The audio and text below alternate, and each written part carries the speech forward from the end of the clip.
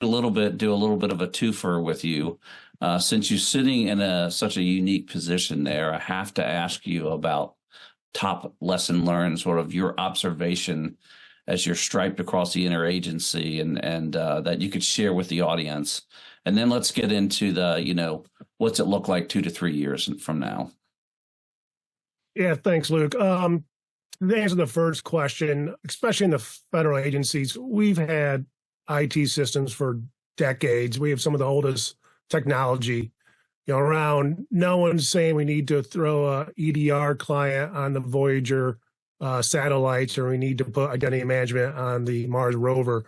And so where I'm going with this is we need to be able to support this hybrid environment. We're going to need to support legacy technology at the same time, trying to embrace modern technology as much as possible. So we've had a lot of discussions with both inside the federal ecosystem and then across the greater critical infrastructure and some other parts of the IT community about what zero trust means to operational technology and those type of, Internet of Things and ICS type solutions. So I think there's a lot of opportunities there about applying zero trust. A lot of this discussion has been zero trust across the enterprise, but what does it mean in those other types of environments? So I think for, some of the priorities you're going to see from us will be towards the other areas of the enterprise that need supporting of zero trust. A shameless plug from CISA. We just opened up our zero trust office. It's to do a few things. It's to help amplify that messaging that we've all talked about here, both with just the education that's needed. We're looking to release some playbooks to help just show or exemplify some of the agencies that are leaning into zero trust in different ways. Another part is key, and I think some of the speakers talked about this, was the educational aspect. We've had a number of cohorts where agencies have had their federal SMEs come through, and we've had some training.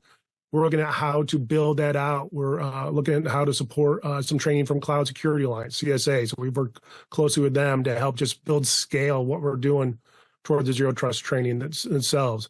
And then lastly, just how we look at the zero trust architecture itself. I think, like we said before, there's some cybersecurity principles that go back to the beginning of what we've done with zero trust, but at the same time, where we are now in technology provides some opportunities to look at enterprise architecture and how we support both the system, how we stop the adversary in new ways. We've all talked about the magic pixie dust that is AI and the opportunities there.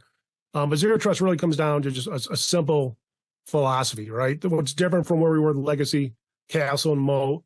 Now with zero trust, it means we need proof. We need justification.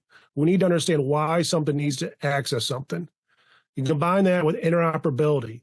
It's not just like ICAM alone or something coming from the network alone or signals coming from the device. You need interoperability between those pillars. So once we have a certain scale of those signals, that proof, combine that with the interoperability, now we can start building confidence in our systems in ways we couldn't before. And so that's why I look at going forward is building that proof of the interoperability, how the organization can build confidence into their systems.